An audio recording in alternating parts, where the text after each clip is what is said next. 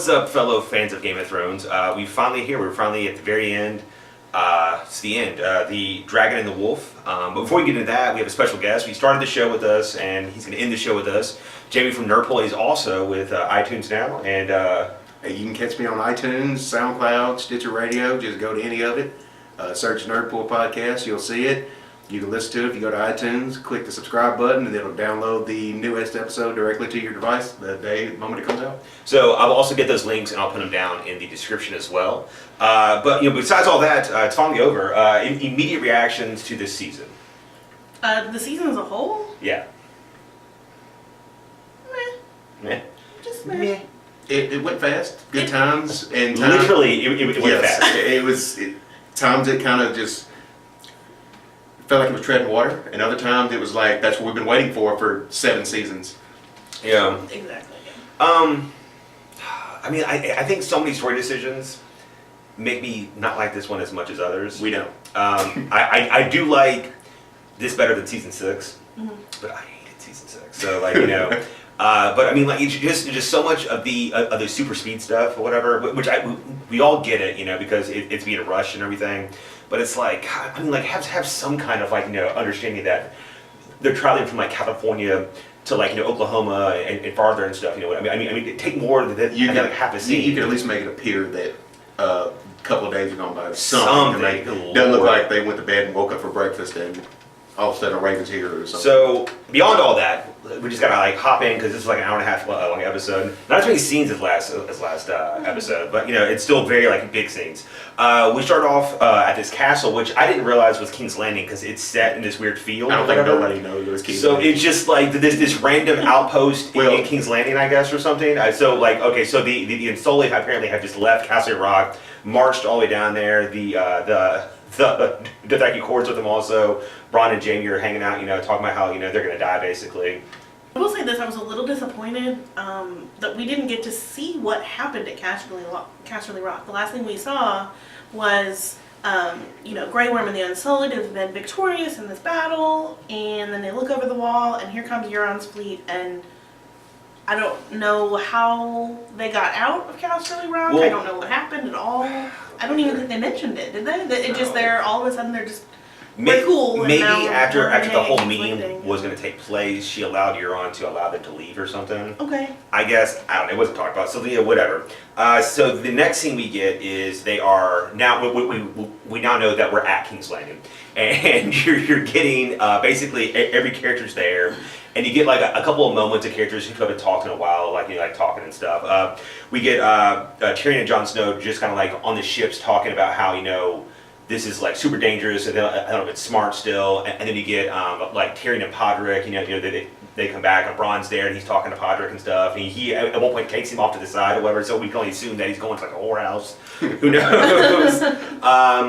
And then you get, of course, Cersei showing up late, to the meeting because she's so important or whatever, and she has a brand new outfit on, so her clothes are we're amazing, never in shortage on the show. Her clothes are incredible. I was blown away by that, just the whole time, every time I saw her. There was a really cool small moment between the Hound and Brienne that I don't think it would be talked about as much. Basically, Brienne talks about how Arya's not dead, and both of them were basically both fighting for her, and you get to see this really soft moment of the Hound where he's just I wouldn't get in her way. He looks like a proud papa. Yeah, it was cool. He asks Brienne where she is. She says Winterfell, and he goes, well, who's protecting her? And she said the only people that need protecting are the people that go up against her. And just that the smallest little half smile, and you could just tell how much he genuinely cares about her. Yeah. I'm really hoping that they have a moment of a Warriors, moment again or something together. Yeah. It'd be kind of cool. And then we finally get the actual meeting that we've all been waiting for, and everything, and they all sit down, and there's characters everywhere in the show, and then Danny comes in on a dragon and everything. It's ooh. Cersei shows up fashionably late to try to show that she's good, and then she gets mad when somebody shows up later than her, acting like she's been there. What was funny was that was time? Maybe this is a hint about how time works, because to us it looked like 5 seconds, but Cersei was it's been hours. Where have you been? So maybe seconds on screen are just days or something, and we didn't catch that fact. It's dog years. I understand. So of course we get fighting. Tyrion tries to talk, and people are yelling at him. And what was funny though was that Euron just not caring about anybody but himself, just jumps up and he's just like, "Hey Theon, I got your sister, bro. What's up?" And it's like he's very impatient and wild or whatever. And I'm kind of starting to like him, but it was kind of funny. I really, really enjoy Euron's character. He gives no fucks, man. Yeah. He is just here. He's just brazen, wild, crazy character, and he's hilarious to me. I think it's so funny just the way he interacts with everyone, and his whole demeanor is just. I think it's a really cool element to add to the show. It's very rock starish, man. It's very you got punk rock. You got that with his first introduction into a battle when he rides a flaming blade down to the Iron Maiden, just yelling, covered, yeah. So after that, Cersei storms off. She's all upset, leaves and everything, and then basically she tells Jon that he needs to either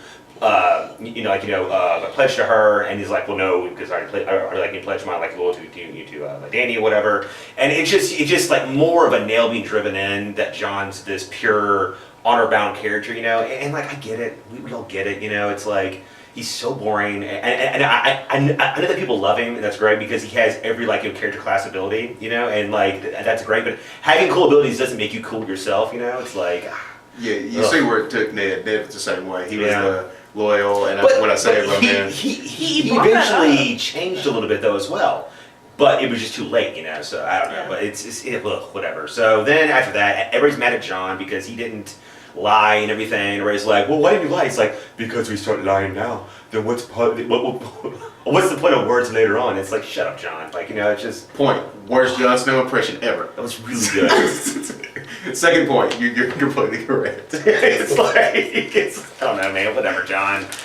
Oh, so then Jon Snow, to me, it's funny that he is one of the most boring characters on the show, but also one of the most intriguing characters on the show at the same time. Yeah. I don't know. That's great writing. I'm sorry. If you ever make a character have two different styles that are completely different from each other, it's just amazing writing. Okay, so for all my geek friends who do play video games, Jon Snow is the equivalent of a Skyrim character who has maxed out every single talent tree, and is just off the distance, being a great smither. He's a vampire.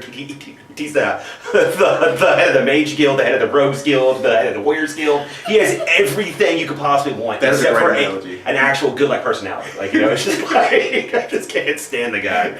So then Tyrion decides to go and try and be the ambassador of peace, basically, and he knows that he's probably going to die. And you get a pretty powerful scene with him and Cersei just being like, man, they hate each other and they have rights to, but they also understand each other. It's weird. It's a really weird bond of theirs. Yeah, I've been rewatching some of the earlier seasons, and some of the scenes between Tyrion and Cersei are my favorites of the show. Just rewatching this, especially when he came in as Joffrey's Hand of the King. Okay. In season 2, they had so many great moments where you can see their hatred for each other, but the fact that, like you said, they just understand each other on this different level that nobody else does. Yeah. And he knows what buttons of hers to push, and she knows what buttons of his to push. And I was really glad to see this scene where they kind of brought that back. She had this. He thought she was going to kill him, and yeah, it's kind of funny because I think the entire scene, your hands were over your mouth, yeah, I think they were. So eventually we go back to the Dragon Pit, and we get this moment of Jon and Dany talking and once again falling in love, because it's ramping up really fast. And then Tyrion comes back, and then Cersei follows, and it's this really moment, and you're finally Cersei gets it, and she's like, no, guys. I'm totally going to help you out. My army's going to come with you, and it's us against the world. We're going to do it together. And you get this moment of man, Cersei's kind of cool. She's I literally want to know what percentage of the audience thought that she was being genuine. Tyrion. Because I I knew instantly. I knew episodes ago she's gonna agree to the alliance. Well, and then she's gonna turn her back on them. You don't want to see the good people. I was lucky. I was like, I'm gonna give her the chance. No good in Cersei. I know that now. Thank you very much. All her albums are black now. It's just gone. She's just evil. And then we go to Winterfell, and you get Baelish trying to coerce Sansa into turning on Arya, and he's just like, you should think of all the terrible things about Arya, right? Because all those things you're probably gonna have. And Sansa's like, oh my God, you're right. She would kill me and take over things and become Lady of Winterfell. And Baelish is just like, yes, that's exactly what she's going to do. It's so good. It's about to be over. And then we go back to Dragonstone. And then there is a meeting there, and all talking about, basically how troops are going to go and stuff, and, it is what it is. You get the crux of the scene is really Jon and Theon talking. You basically get Theon, who's come to Jon, and he really wants, I guess, absolution. Yes, okay, yes. Yeah, he wants to be forgiven by Jon because he... from the time that he was taken in by the Starks, he always treated Jon like shit. Yeah. He always thought he was better than him, and now he's kind of now that he's the king of the North, he's like, oh, I need to suck the dick of the king. Excuse my language, you two. But I'm just saying. I thought this was a really nice moment. We've hated Theon's character for so long, and his storyline has been really crazy, kind of boring. Boring. I mean, with the Ramsay thing, it was exciting, but not because you gave a crap about Theon. Yeah, that was the best part of his whole arc, was watching him be Reek. And then right after this, basically Jon's like, well, if it's your sister you want, you should go get her. Because that's a perfect Jon Snow right there. And then he goes, because he basically says, we're writing our own dialogue now? Well, fine. Yes. That's basically what he said. He basically said, why are you here? You need to be there, basically. Theon turned to him and said, I'll be back. But not with my sister. And so he goes to the beach and he tries to rile the man. He's like, hey, we're going to go see my sister. And this guy's like, dude, I hate you. We're not going anywhere. And then this guy proceeds to beat the brakes off him. But Theon kept getting back up. He's like, don't get up or I'll kill you. And he kept standing up. And it was this, I thought it was a really good evolution of this character. Like I said, he's turning into a man. He's finally not this little shit that, feels like he was punished for no reason, and he'll never win his daddy's love and all of this shit, and where he's coming in, he's like, no, I'm gonna save my sister. You're kicking my ass, but I'm not gonna give up. I'm not gonna stop. And I thought that was really great. Theon's best move there was unveiling his trap card, which is basically him eating his Lego my purse moment. Yeah, Lego, yeah. So good. He starts smiling because it goes from looking like Fight Club, Mayweather McGregor round 10 to let go of my purse and him beating the hell out of the guy. And then he starts punching this guy and he wins, I guess, whatever. So Theon is now a man again. And what I'm annoyed about by this is the fact that his terrible storyline is going to take up precious minutes in the season 8 or whatever. And it's just like, stop it, man. I want to see more sex scenes or scenes about Theon. Or Grey Worm. I just don't care about those people at all. I don't want to see anything about them. And you hate eunuchs. Ooh, maybe that's what it is. But you like Varys though, don't you? See, he's fine. I love him. Maybe that's what I hate. You're right. People without penises. Fantastic. Moving on. So we go back to Winterfell, and Sansa is calling together this council trial meeting, and Arya comes in, and she's just she basically starts throwing out these accusations, and it's all aimed at Arya, and then at the end she says, Lord Baelish, and everybody except for me started getting happy. We all cheered, and Andrew, I think, had tears in his eyes, just like Lord Baelish. I can't do this, but I'm going to make a plea to everybody on the internet. If you do not make that into a hello darkness, my old friend, meme, gift, I've lost respect for all of you. I'm just saying. For the entire internet. All of you. I've lost respect all for 65 of you that watch this, get on it. 64, or 62. We're through. Oh, gotcha. Yeah. So basically, Sansa starts throwing out basically just all these masterful, tactful moves over the years. She starts throwing him in his face, with insult, and that's terrible because he is smart and these were great moves, tactfully done. He's the guy that seemed like he was playing it so well. He got cocky playing the game. He got cocky. He got, what's the word I'm looking for? Comfortable. Thank you. He just got too much like that, and he's like, oh, I don't have to cover this end a little bit. I can just play this game. I think it was also them trying to just wrap that up as fast as possible. Yeah. Look, I love Sansa's line where she says, I'm not a fast learner. I know that, but I do learn. and you've taught me some very valuable lessons, and I'll remember them. Side note, I tweeted Joanna Robinson at Vanity Fair last week that Sansa was playing this game, and she tweeted me back saying that it was nice that I thought that, but basically I was wrong. I was giving Sansa too much credit. So tweet. Suck it, Joanna. Even though I love your arms. So, in honor of Peter Baelish, the last real Thrones player, I like to just like say like a very nice like goodbye. Pouring out for him. Baelish, this is for you. Littlefinger is one of the most dangerous men in Westeros. How do I say goodbye? I'd risk everything to get what I want. And what do you want? The good time that made us laugh, I'll wait them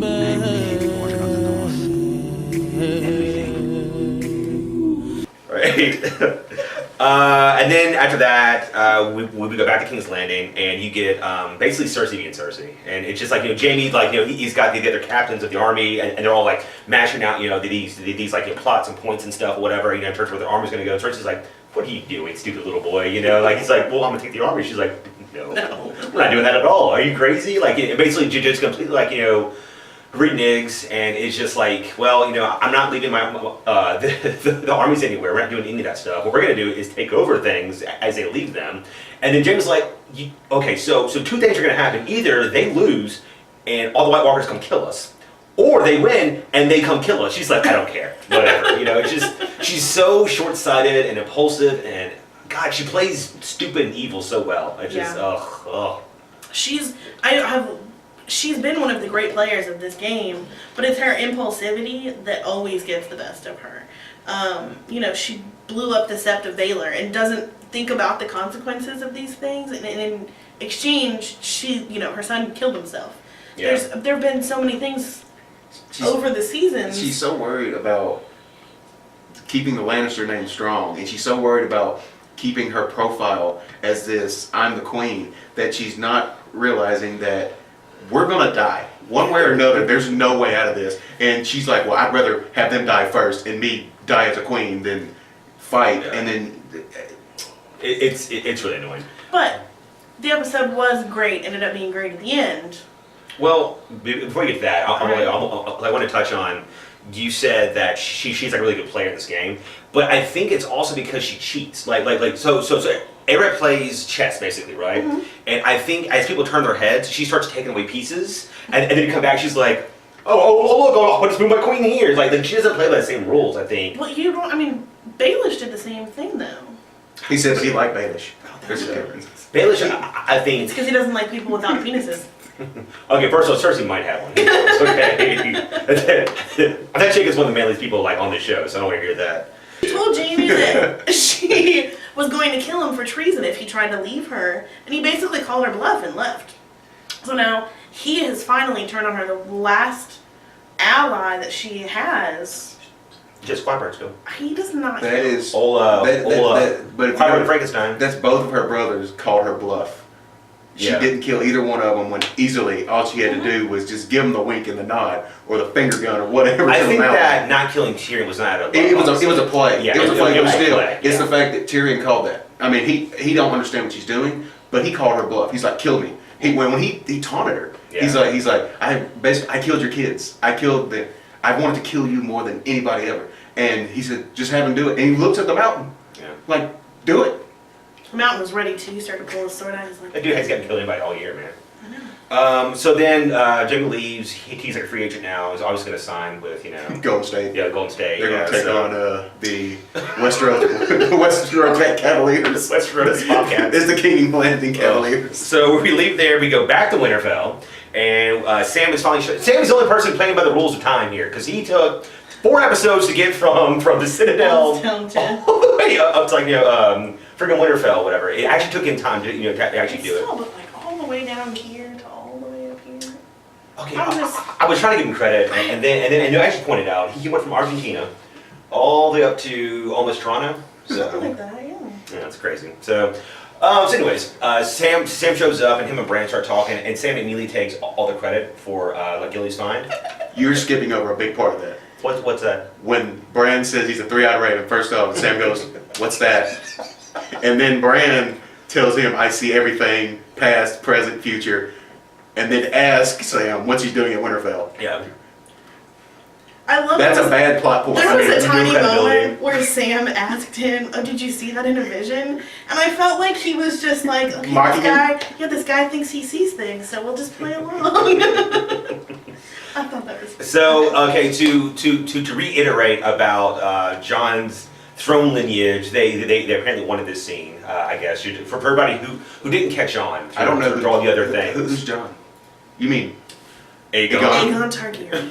So we get like kind of a cool scene to see Rhaegar, Yeah. and Lyanna get married. Let me say this, okay? Rhaegar looks like a punk. Like I don't like the actor. all the Targaryens? He had longer get it. hair and stuff. It's I thought. because they used the wig from Viserys. Yeah, it looked awful. I'm just saying, all of her brothers Whatever. look like wusses. Like, I think I could have took the Targaryens. I'm just saying. We didn't really get that good of a look at Rhaegar. He It was like looked- a side I don't profile. know. I mean, like, I guess my mind, because, like, he was a great jouster and this fighter and this artist. I just imagine like a brawny dude that's just like, Yeah. like he can get it, but no.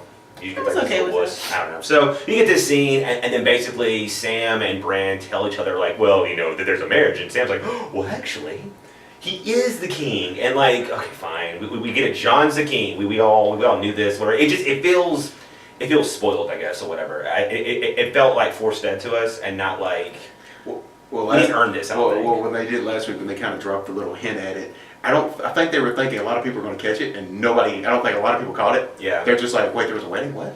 And then all of a sudden now they're like, okay, we gave it to you. Now we got to just spell it out here. Take it. This is what's happening, okay? And then basically as they're talking, you get John and Danny's like really awkward sex scene. Sex, you're doing it wrong. You're doing it wrong. I don't know why Danny was like on him doing it like the dude or whatever. It was kind of strange. Maybe she's just a dragon. She just takes She's used to Dothraki. She can. The thing that bothers me the most about that is not so much the incest, it's the fact that Tyrion Lannister is sitting outside that door. I didn't understand what that was about, Yeah. but he was a little creepy. Like he's the new Baelish, just hiding in the corners and the shadows. You're expecting him to knock on the door. Housekeeping? You guys need condoms? A snack? Water or something? I still think that he looked sad or whatever, and I think a part of him is also like in love with her. I think he looked more worried. A funny thing that I think he knows something that we didn't know until that part. Maybe. I think a really funny little quick interaction that we did talk about earlier.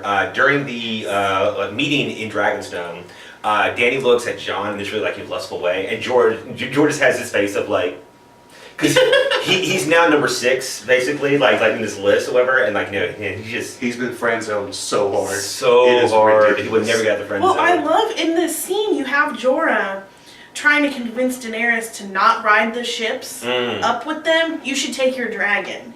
And she's like, no, I think John's right. I'm gonna ride on this ship with John. And he's like, fuck. Oh, she wrote I it. tried so hard to Yeah. separate them. Like, Or Jorah. So from now on, John is now Aegon Targaryen, I guess. Even though they will never call him that probably, and it would never feel natural saying that because we wouldn't call him Jon Snow for like 6 years. Well, technically, wouldn't it be John Sand then? Because they changed names twice in this well, show. yeah, but I'm just saying. Yeah. So then we finally get the scene we all knew was going to happen.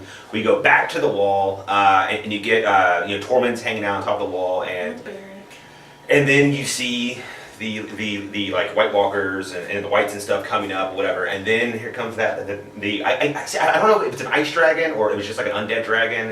It's like a Dracolich. I mean, like I don't know. It's an ice dragon's what I'm calling it. But is it shooting fire or is it shooting it's ice? blue fire, but I don't know what that means. I don't know either. But he starts just laying into the wall, and it finally crumbles down. And we don't know if Tormund dies here. I would assume, in terms of like just normal science, I would assume that he would He die. would probably die. But this is Game of But it's Thrones. Game of Thrones, and So he I probably don't see fell somebody into like a die hay and bale they're or not something. dead. Like it's just like you just said. If we didn't see him die, and he's too big of a character to just be like, oh, he fell and he's gone. I also Say that, but- we don't see people die. I don't believe that they're dead, so I still think Stannis is somewhere I still think running that around. I'm just throwing that I out still there. think that Sarah Pharrell's alive. I do too. I just want him to be alive so much. I am a believer of the Oh. Serial Pharrell is Jock and Hagar theory. Yeah. And I just need that to, I need it to happen. you know, I will say this, small pet peeve. When the whites showed up at the wall, we know when the whites show up, it's 3 horn blasts. So first of all, I only heard 1, and second of all, why did we wait until the dragon started shooting fire at the wall to start blowing that horn?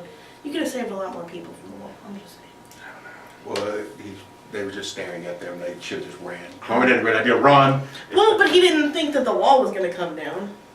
He didn't know that they got the dragon. The moment he saw this move, he should have ran. So that is basically the end of the season, the end of the episode, the end of our episode. But stick around. We're going to do a small Q&A of things that might be happening or might not be happening with our live audience. It's going to be really exciting. So we're going to cut it here. Just come back next season, or we might do other videos or whatnot. Just Stay tuned for the top 10 best fighters. yes, eventually. Yeah, I'm going to put that out eventually. So as soon as I find some time, I've been doing so many things. And then we might be doing maybe like the top 10 players of the game, maybe, or something, or the top 10 most powerful characters in the show. Who knows? I mean, like, if you guys are really into like the whole like a Thrones thing, we might still be doing that. But look for that and other projects, and come right back for the Q&A. Thank you so much.